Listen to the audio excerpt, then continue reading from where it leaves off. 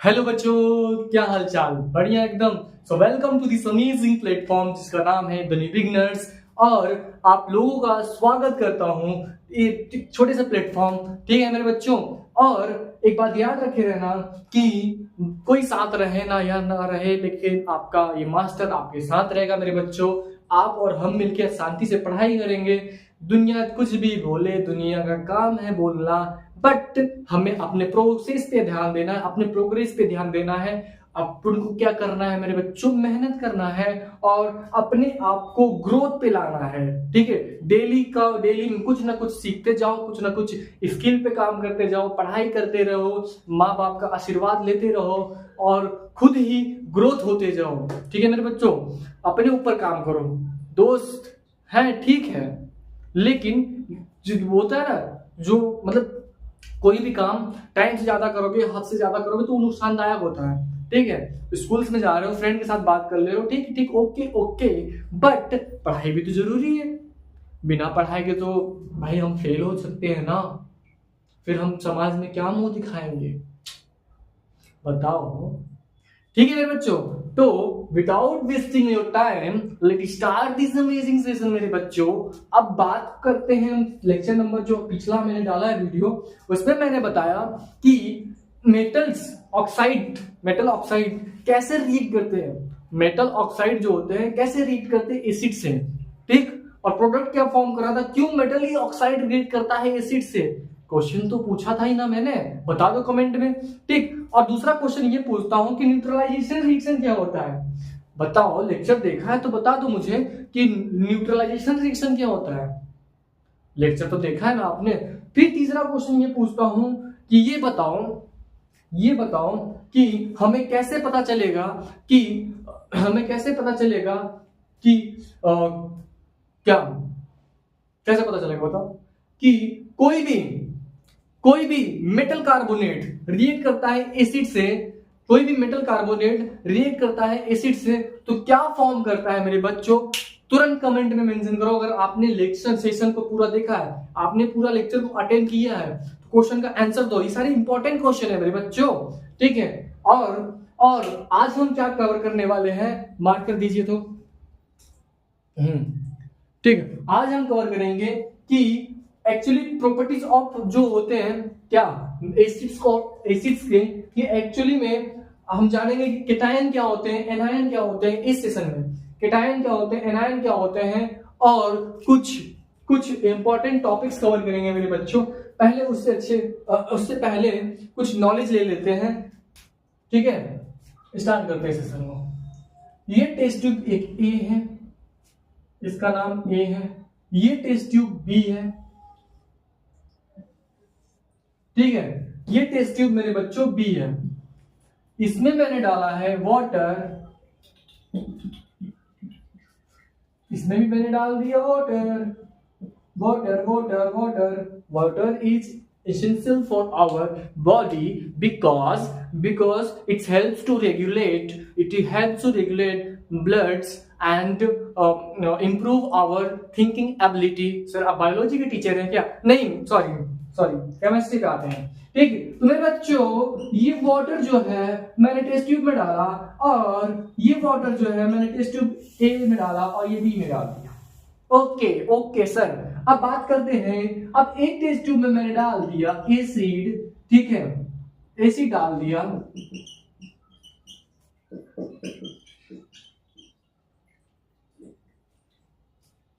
ठीक है मेरे बच्चों। H2SO4 होगा, क्या लिख रहा है बस, H2SO4, ठीक है। मैंने एक एसिड में क्या डाल दिया हूं, मैं डाल दिया हूं एसिड, एक टेस्ट ट्यूब में एसिड डाल दिया हूं, और दूसरे टेस्ट ट्यूब में मेरे बच्चों क्या डाल दिया हूं, ग्लूकोन डी। गर्मी का सीजन चल रहा है, ठीक है, तो ग्लूकोज डाल दिया। दूसरा मैंने अल्कोहल नाम तो सुना लग रहा है, ठीक है। तो एक टेस्ट ट्यूब में ग्लूकोज डाला और अल्कोहल, दूसरे टेस्ट ट्यूब में मैंने एसिड डाला मेरे बच्चों। अब ये बताओ मुझे कि, और आपको पता नहीं है क्या बोल रहे हो भैया, लिख दियो साफ साफ, ठीक है। यहां पर भी लिख दिया, यहां पर भी लिख दिया। लेकिन मेरा क्वेश्चन ये है कि अगर मैं इसमें ग्लूकोज और अल्कोहल डाल दूं और इसमें एसिड डाल दूं तो कैसे आइडेंटिफाई करूंगा कि कौन से ग्लास में एसिड है और कौन से ग्लास में ग्लूकोज और अल्कोहल है। ठीक है, बोल रहे हो भैया क्या बोल रहे हो, मुझे समझ नहीं आ रहा है यार, मतलब नहीं, मैं अभी तो मैंने लिख दिया हूं, लेकिन इसी चीज को मैं इरेज कर दूं, इसी चीज को मैं इरेज कर दूं, इसी चीज को मैं इरेज कर दूं और इस ग्लास ए को इमेजिन करो और इस ग्लास बी को मैंने इरेज कर दिया, दोनों में वाटर डाला है। इमेजिन करो दोनों में मैं टेस्ट ट्यूब पकड़ा हुआ हूं, एक में ग्लूकोज है, फिर बता दिया मैंने, ठीक है, एक में वाटर और एक में कोई सब्सटेंस ए है। मान लो ये सब्सटेंस ए है, मैं नहीं बताऊंगा सब्सटेंस ए है और ये बी सब्सटेंस है, सब्सटेंस, ठीक है, ये सब्सटेंस ए है और ये सब्सटेंस बी है। ठीक है, टेस्ट ट्यूब में मैंने डाला हुआ है। ठीक है, इमेजिन करो कि टेस्ट ट्यूब में वाटर है, वाटर में सब्सटेंस ए डाला हुआ है, कुछ तो होगा ए, और इसमें टेस्ट ट्यूब है, टेस्ट ट्यूब में वाटर है और सब्सटेंस क्या डाला है, मैंने बी डाला हुआ है। अब मुझे कैसे आइडेंटिफाई करूंगा कि किसमें एसिड डाला हुआ है और किसमें ग्लूकोज। मैंने टेबल पे ऐसे ऐसे कर दिया, लो कर दिया। अब बताओ किसमें एसिड डाला हुआ है, किसमें ग्लूकोज और अल्कोहल डाले हुए हैं, कैसे आइडेंटिफाई करोगे। और बताओ मुझे, तो एक चीज होता है with the help of electricity कि हम क्या करते हैं, जो एसिड होता है, मान लो बी वाले में मैंने एसिड्स डाले हैं, बी वाले में मैंने डाले हैं एसिड्स, HCl डाले हैं, ठीक है, HCl डाले हैं, तो ये क्या करेगा, ये मेरे बच्चों आयंस में टूट जाएगा, ये मेरे बच्चों आयंस में टूट जाएगा। इट मींस H प्लस और Cl माइनस, H प्लस और Cl माइनस, और जो ग्लूकोज डाला है वो आयंस में टूटते नहीं है, ग्लूकोज एंड अल्कोहल।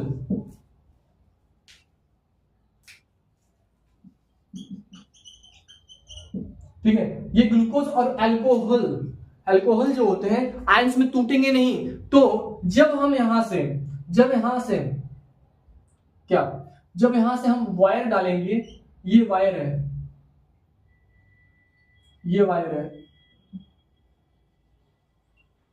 ठीक, ये वायर है, अगर हम इसमें वायर डालें, ठीक है, और एक वायर यहां से डालें इस वाटर,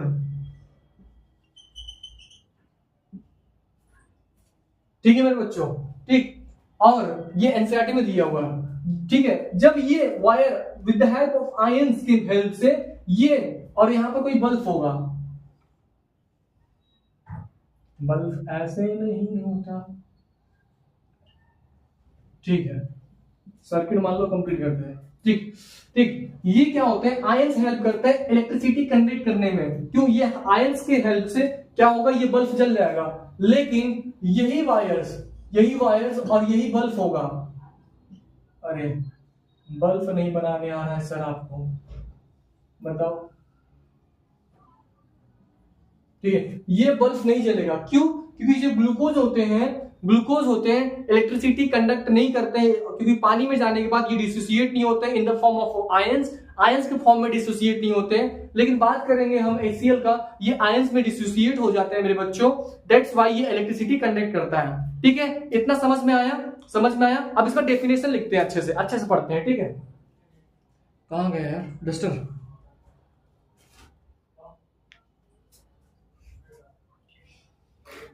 ठीक है मेरे बच्चों, इतना तो समझ में आया होगा, अब अच्छे से लिखते हैं।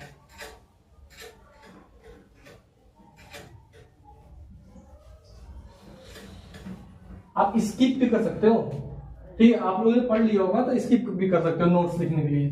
फिर यहां पर आप नोट डालोगे,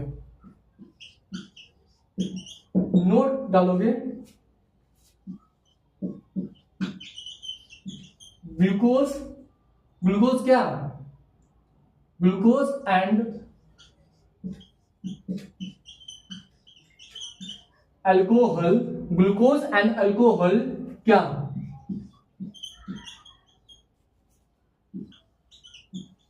does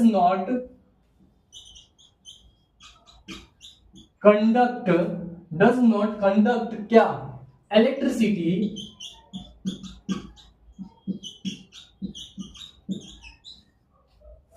when it dissolve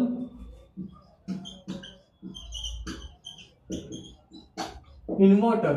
ये लिखना है आपको, glucose and alcohol does not conduct electricity when it dissolve in water. Reason बताया, क्योंकि ये आयंस में डिसोसिएट नहीं होते हैं, दैट्स व्हाई ये क्या करते हैं, इलेक्ट्रिसिटी कंडक्ट नहीं करते हैं।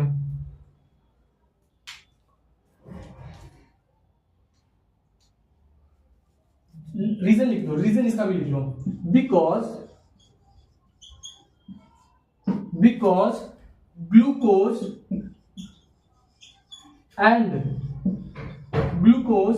Alcohol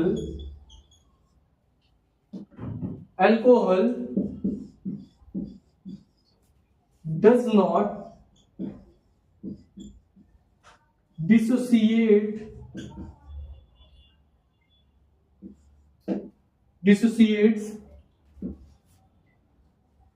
in ions when it dissolve in water। ठीक है, ये क्वेश्चन आता है मेरे बच्चों, ये क्वेश्चन आएगा। मार्कर हल्का हो गया क्या, इंक दे दो।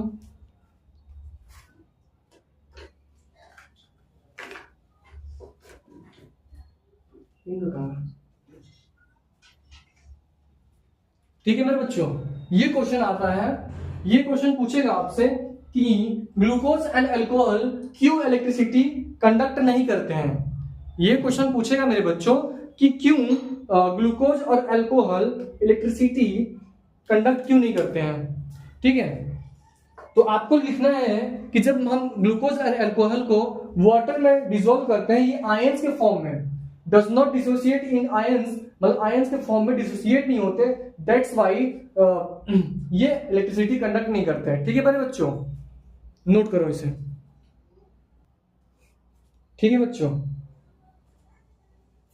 ठीक, ये लिख लिया, बहुत इंपॉर्टेंट क्वेश्चन है। अब इसको रेज करते हैं।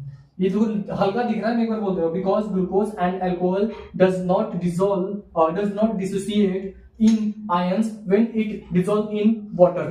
ठीक है मेरे बच्चों, अभी रेज करते हैं इसको, आगे बढ़ते हैं।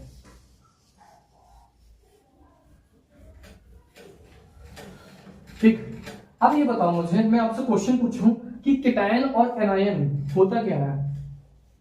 केटायन और एनायन होता क्या है। ठीक है, केटायन किसे बोलते हैं और एनायन किसे बोलते हैं, ये बता दो मुझे। केटायन किसे बोलते हैं और एनायन किसे बोलते हैं, ये बता दो मुझे। ठीक है, उससे पहले हम एग्जांपल से समझेंगे कि मेरे बच्चों, ये मान लो टेस्ट ट्यूब थोड़ा टेढ़ा हो गया है, सस्ता वाला टेस्ट ट्यूब है क्या, नहीं यार। ठीक है, मान लो ये टेस्ट ट्यूब है।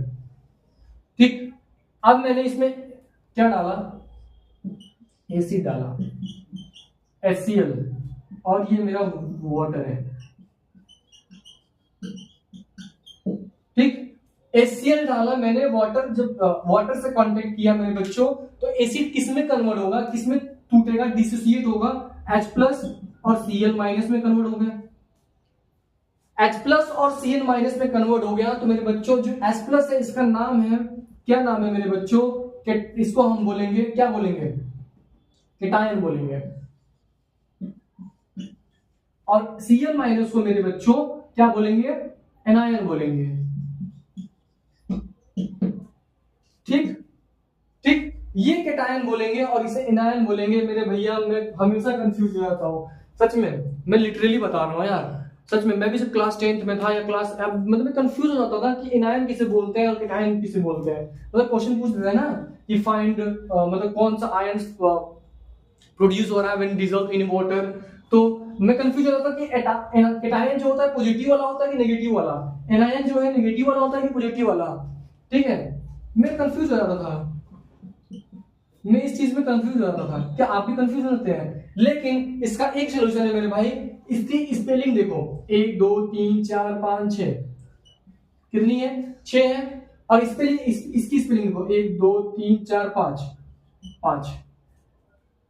ठीक, मैं इससे याद किया था मेरे बच्चों कि जो ज्यादा वाला होता है केटायन, जैसे क्वेश्चन में पूछा, कि मान लो क्वेश्चन में पूछा, उसने दे दिया HNO3 नाइट्रिक एसिड दे दिया आपको, और कुछ क्वेश्चन में पूछा कि name HNO3 dissolve in water,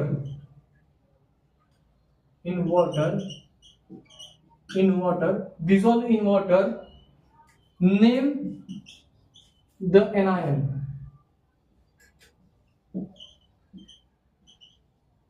anion का नाम बताओ, चलो बताओ।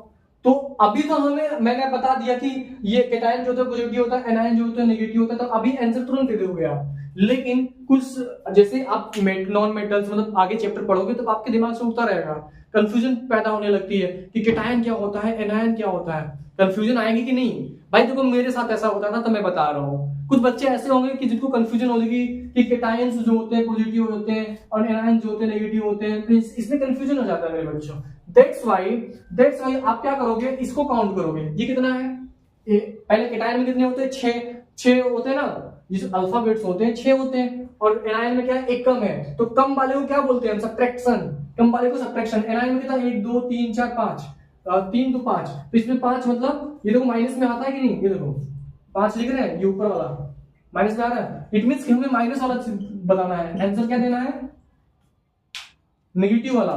तो NO3 माइनस, ये मेरा आंसर हो जाएगा। समझे मेरे बच्चों, समझ में? ये ट्रिक है थोड़ा सा याद करने का, जिससे मुझे डाउट होता था, मैंने बता दिया आप लोग को भी, जो कंफ्यूजन न हो। ठीक, आगे चलते हैं।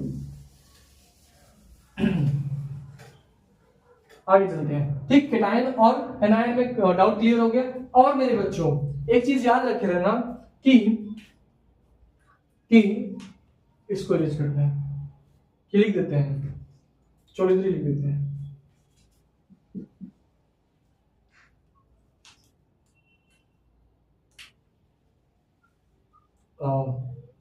क्या लिखते हैं,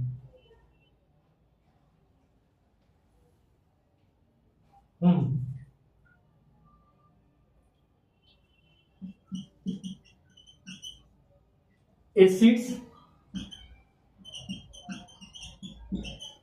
dissolve in water,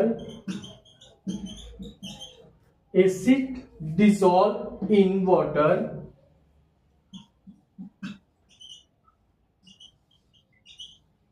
produce H plus ion, produce H plus ions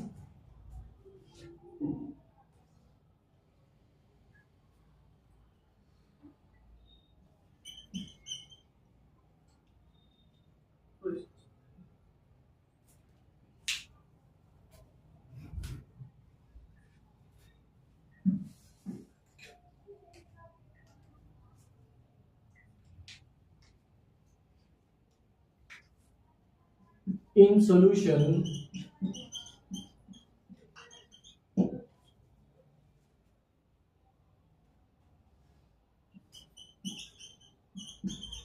which is so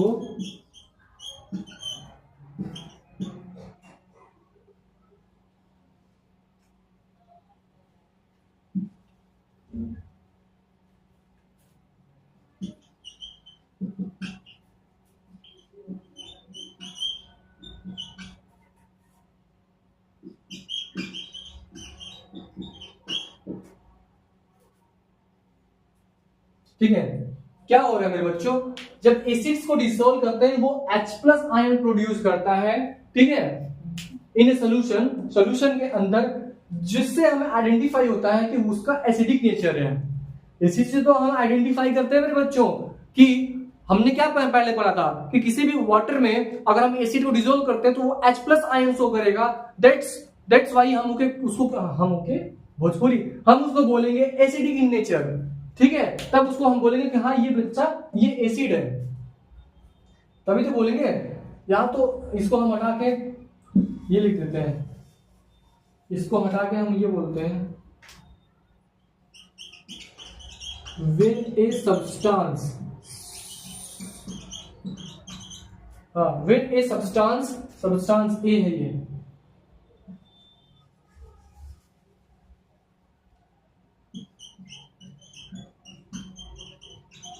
when a substance dissolved in water produce H plus ions in a solution which is so their acidic characters, acidic nature, ठीक है, तब उसको हम क्या बोलते हैं, acid बोलते हैं। ठीक है, कोई भी सब्सटेंस डालते हैं, मुझे पता नहीं है, लेकिन अगर वो H प्लस आयन शो करता है मेरे बच्चों, तो उसे क्या बोलेंगे हम कि ये एसिड है, इससे आइडेंटिफाई हो जाएगा कि ये एसिड है। ठीक है, अब आगे बढ़ते हैं, आगे बढ़ते हैं। ठीक है, अब मैं आपको क्वेश्चन देता हूं कि find there cation and anion. ठीक है, क्वेश्चन, ठीक है, HNO3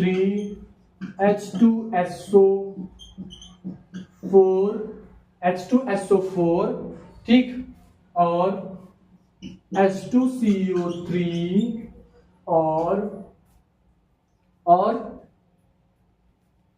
और मेरे बच्चों NaCl, और बताओ बता दो मेरे बच्चों, मैग्नीशियम हाइड्रोक्साइड। ठीक, केटाइन और एनायन फाइंड करके इसको लिख लेना नोट्स में, क्वेश्चन नहीं है। ठीक, इसको सॉल्व करना। ठीक है, आगे बढ़े। नोट कर लिया आपने, नोट कर लिया कि नहीं? ठीक है बच्चों, अब आगे बढ़ते हैं।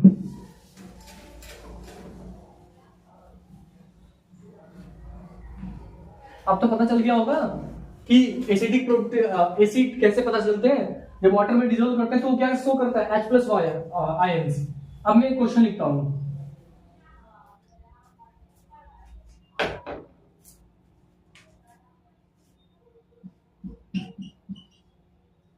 HCl H2SO4 H2CO3 HNO3। बताओ बच्चों ये किसका नाम लिखा है मैंने? HCl H2SO4 H2CO3 HNO3। बताओ किसका नाम लिखा है ये? बताओ। एसिड्स है, एसिड्स है। ये जो एसिड्स है, ये जो एसिड्स है मेरे बच्चों, ये जो एसिड्स है in the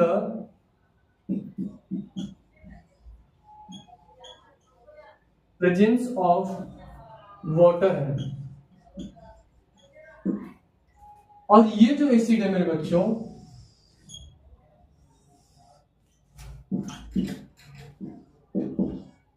in the absence of water है। ठीक है, तो क्या हम इसे एसिड्स कहेंगे?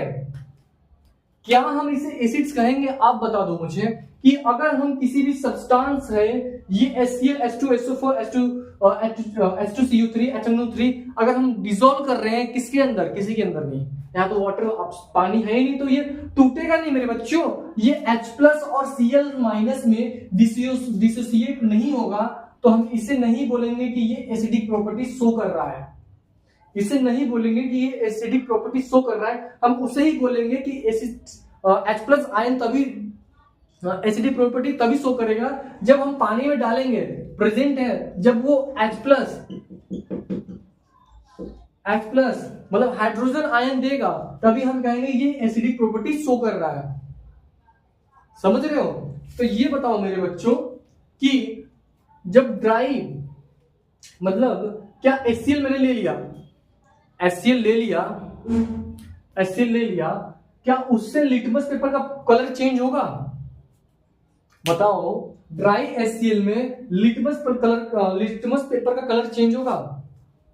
ब्लू लिटमस पेपर का कलर चेंज होगा कि नहीं, ये बता दो मुझे। ड्राई मतलब कि सूखा HCl है in the absence of water में। बताओ बताओ बताओ बताओ, जल्दी बताओ जल्दी बताओ जल्दी बताओ। नो, नहीं चेंज होगा। ठीक है, एसिड तब कहेंगे उसे जब वो H plus aqueous ion show करे मेरे बच्चों। ठीक है, जब वो सॉल्यूशन में हो, जब वो H प्लस एक्वस में हो। ठीक है, अब कुछ points note, important points note कर लो मेरे बच्चों, बता रहा हूं मैं। ठीक है बच्चों, अब पॉइंट्स को नोट करो, इंपॉर्टेंट पॉइंट है, इससे क्वेश्चन आता है मेरे बच्चों, इससे क्वेश्चन आता है। ठीक है, लिखना क्या है कि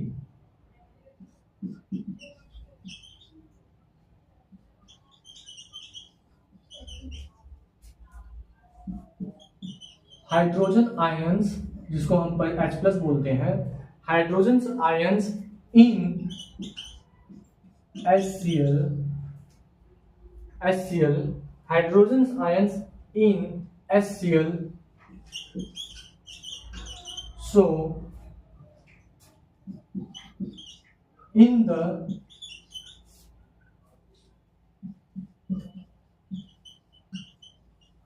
presence of water,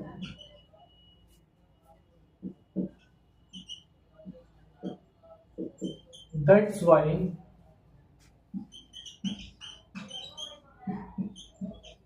it's so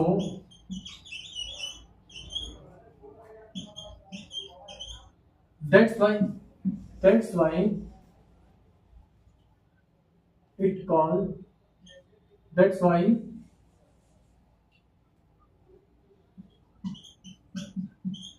it is called acid, इसलिए हम इसे एसिड कहते हैं। दूसरा पॉइंट नोट करना मेरे बच्चों, point number second,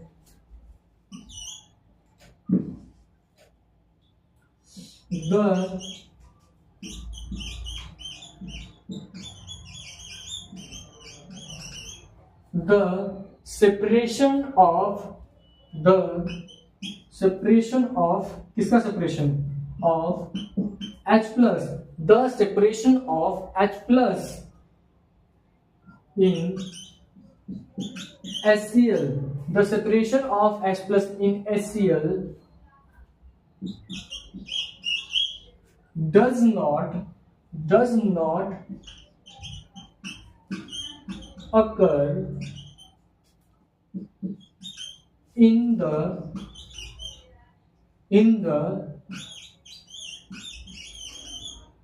absence of water।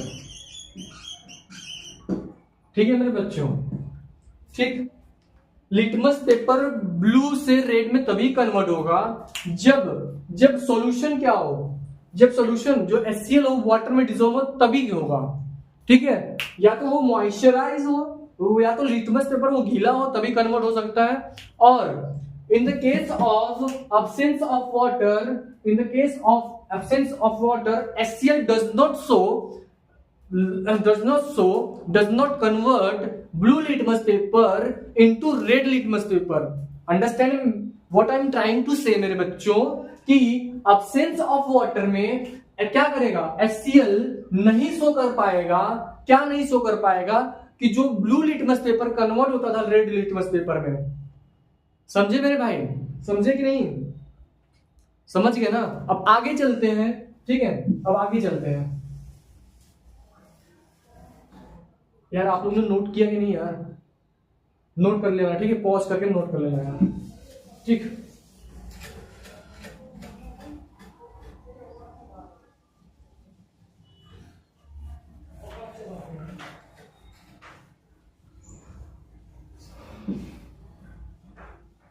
आपको बता दूं कि जो H प्लस आयन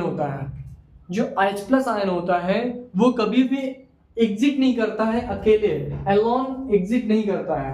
तो ये पॉइंट डाल के लिखना नोट नंबर 3 मेरे बच्चों, नोट नंबर 3 लिख देना मेरे बच्चों।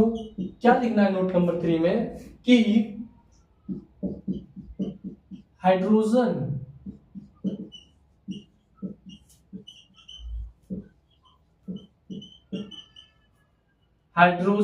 Ion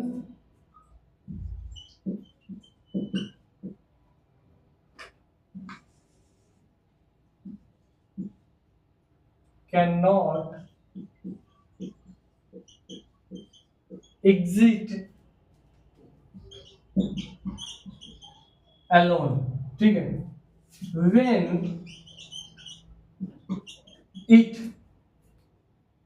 when it dissolve in water form, क्या फॉर्म करता है भाई, हाइड्रोनियम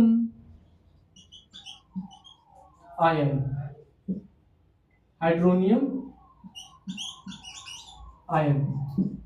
H3O पॉजिटिव, ठीक है, इसे कहते हैं हाइड्रोनियम आयन। दिखने के बाद क्लियर, मैं फिर से लिखता हूं, लो भाई, ठीक है। इसका कहने का मतलब क्या है भैया, ये बोल रहा है कि जब हम वाटर में एसिड को डिसॉल्व करते हैं तो H+ तो डिसोसिएट होता है, H+ डिसोसिएट होके वाटर से कंबाइन होके हाइड्रोनियम आयन फॉर्म करता है, ठीक है मेरे बच्चों, ठीक है। अगर या फिर H+ इसको बोल सकते हैं, या फिर H+ एक्वस बोलना जरूरी है मेरे बच्चों की। H+ जो होता है वो वाटर के साथ होता है। जैसे देख लेते हैं, H+ हाइड्रोजन रिएक्ट करता है, वाटर से कंबाइन करता है और फॉर्म करता है मेरे बच्चों, क्या फॉर्म करता है, H3O+, जिसको हम बोलते हैं हाइड्रोनियम आयन।